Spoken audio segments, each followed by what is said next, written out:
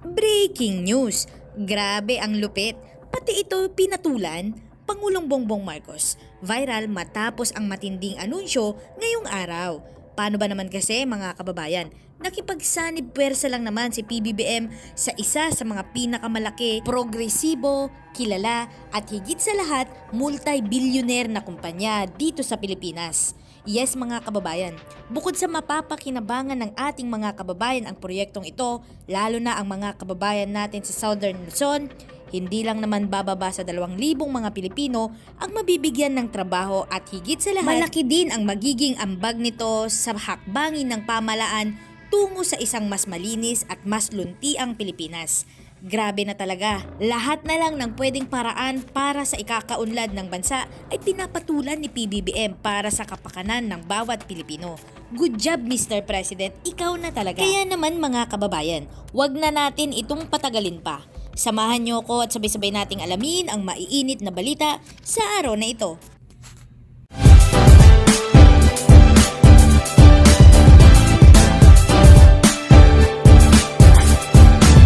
Breaking news!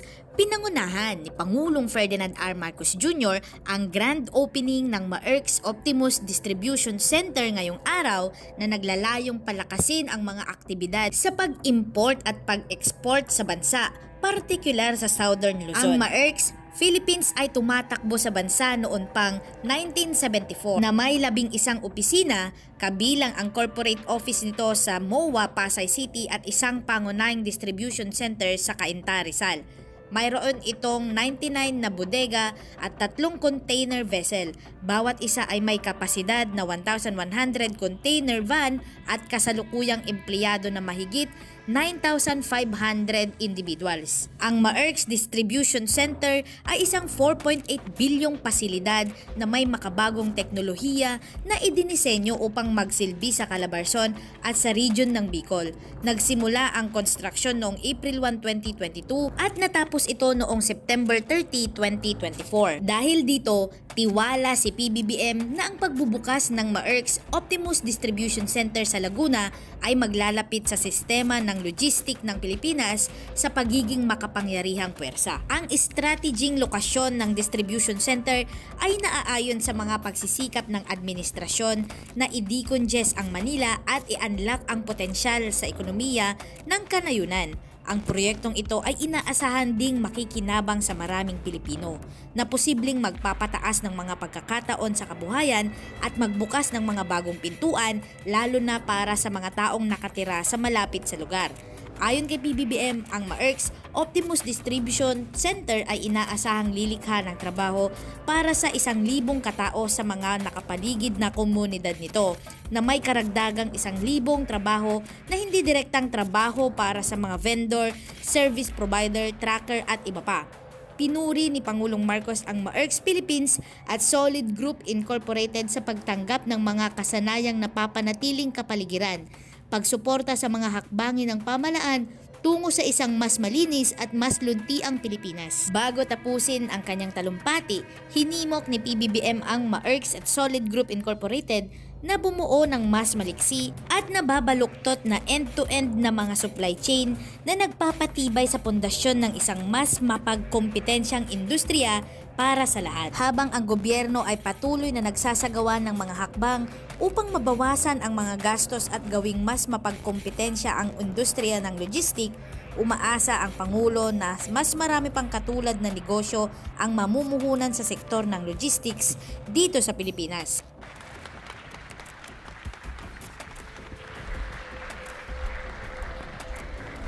Thank you very much to our Trade and Industry Secretary, Secretary Chris Roque. Please be seated. The Global Head of Maersk Contract Logistics, Dominic Gates. The Province of Laguna, Governor Ramil Hernandez, who has been working very hard over the past couple of days to try and do what we can for all of those victims of Christine. Unfortunately, mukhang may padating na naman. Kaya't paghanda natin na mabuti. Calamba, Laguna City, Mayor Roseler Rizal. the head of the Philippines Mayor's Contract Logistics, Xiao Fing Timothy Tan,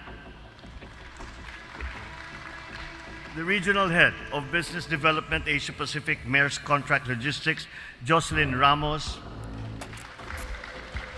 the officers and personnel of Mayor's Contract Logistics, my fellow workers in government, distinguished guests, ladies and gentlemen, good morning. For many in our country, the idea of logistics seems like an abstract concept. When we order goods online, we often overlook that this intricate system that moves goods across our islands from farms to markets, warehouses to homes, yet quietly keeps the rhythm of our daily lives, ensuring food on our tables, medicine for the sick, and packages at our doorstep. Without logistics, the seamless flow of our lives and conveniences we have grown accustomed to would simply break. But beyond keeping the flow of commerce seamless, logistics also fuels our economy and creates jobs for our people. We hear at this point, especially after the pandemic, a lot of talk about supply chains and robust supply chains. And this arises from the lessons that we have learned during the pandemic, where supply chains were broken and many of them no longer came back. And therefore, the lessons learned from the pandemic are that those supply chains have to be robust. And when such a tragedy, such as the pandemic, hits us, that we still have the capability to move people and goods around. Facilities such as this are the nodes of that supply chain. Everything that we receive in our homes, all the deliveries that we receive in our businesses have to go through a facility like this, so that they organize, as you can see, the goods that need to be moved on to their final destination. That is why today's inauguration is so important. The journey of the Philippine logistics sector has been marked by our ability to overcome challenges and to seize new opportunities.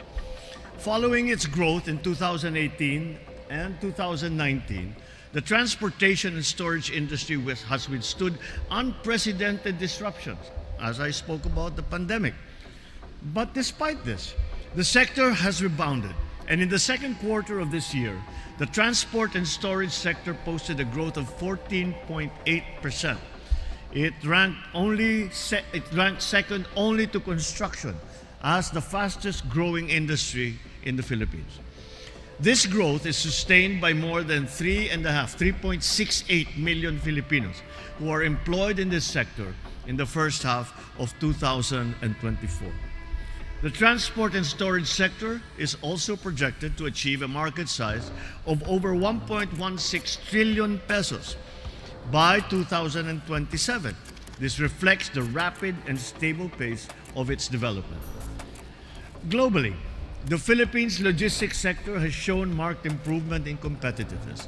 In the World Bank's 2023 Logistics Performance Index, we climbed to the 43rd spot out of 139 economies, a great improvement from our previous place at 60th in 2018. Our gains in customs efficiency, infrastructure quality, on-time deliveries make this rank improvement possible. With the grand opening of the Maersk Optimus Distribution Center, our logistics system will be a step closer to become a powerful force, bridging our islands, breathing life into our industries, our businesses, bringing together our people on a path towards sustained development. The Maersk Optimus Distribution Center attests to the shared vision of Maersk Philippines and Solid Group Incorporated, a vision for a more inclusive and sustainable growth. As one of the largest logistics centers in the country, the Maersk Optimus Distribution Center is poised to bolster import and export activities in southern Luzon, especially in Bicol and Calabarzon. This strategic location in Calamba aligns with our efforts to decongest Manila and to unlock the economic potential in the countryside. With this project, it is our citizens who stand to benefit the most. For many Filipinos, it opens many new doors.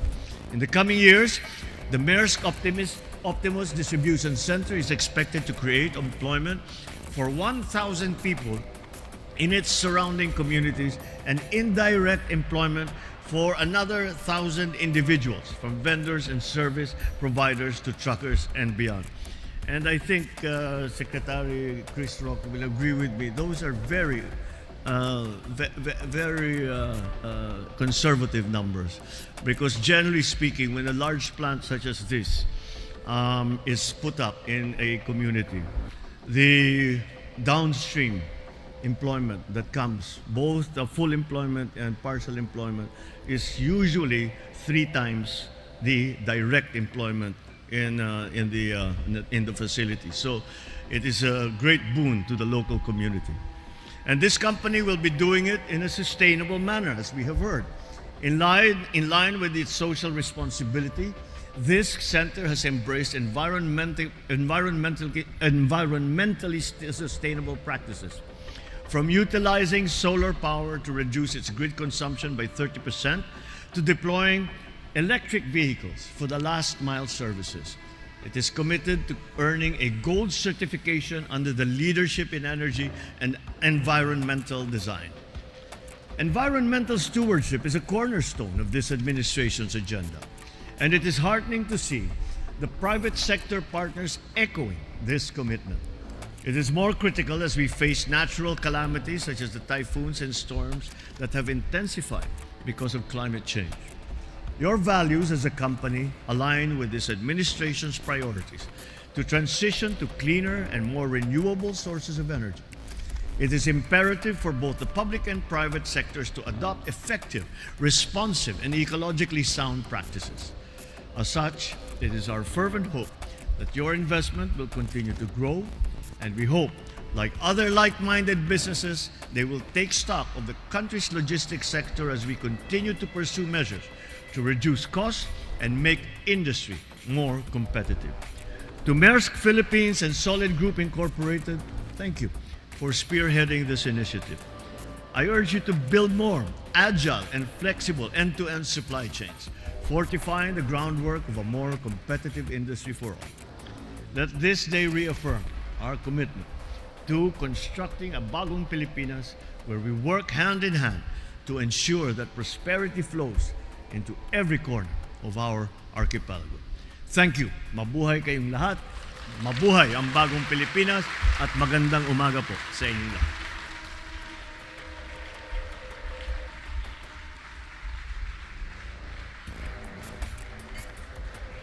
Mike. Hello. Thank you, Mr. President, for your encouraging message. And now, as our token of appreciation to the President for gracing us with his presence, Mr. Dominic Gates in Espitan is going to join him on stage to hand over the mini-scale model of the Optimus Distribution Center.